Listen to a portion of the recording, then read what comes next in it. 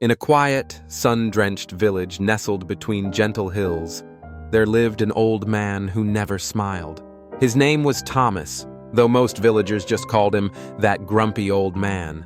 Every day, like clockwork, he would shuffle through the streets muttering complaints to the wind. If the weather was sunny, he'd say it was too hot. If it rained, he'd call it miserable. Children laughing? Too loud. Flowers blooming?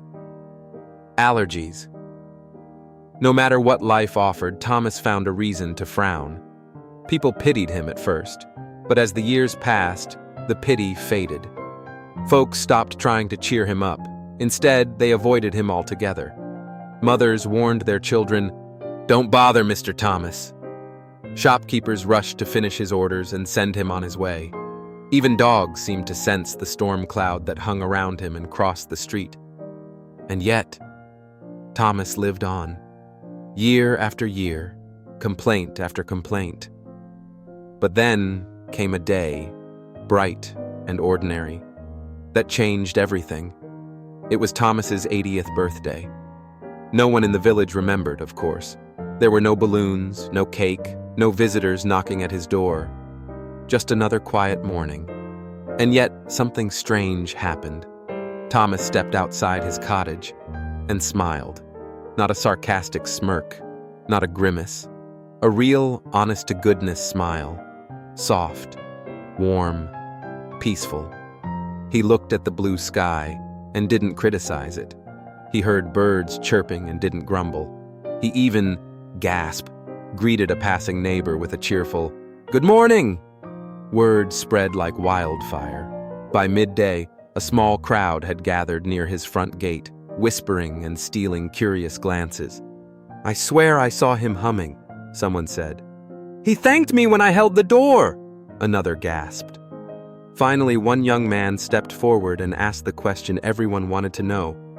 "Mr. Thomas, what happened? You seem different." Thomas looked at the faces before him, faces that had once avoided his gaze. And then he chuckled, a soft, low chuckle, like a breeze rustling autumn leaves. He said, "For 80 years, I've been chasing happiness like it was some rare butterfly. I thought I'd catch it if I earned more, complained less, waited long enough, or got lucky, but it always stayed out of reach." The crowd leaned in. He continued, "So today, I woke up, sat in my old chair, and told myself, 'Thomas, you're done chasing. No more wishing for better days. No more holding your breath for joy. I decided to just live the day exactly as it is.'" He paused, smiled again. "And you know what? That's when happiness found me." For a moment, no one said anything. Then, slowly, the villagers began to smile too, not just because Thomas had changed, but because his words rang true, not like advice, but like a secret they'd always known deep down.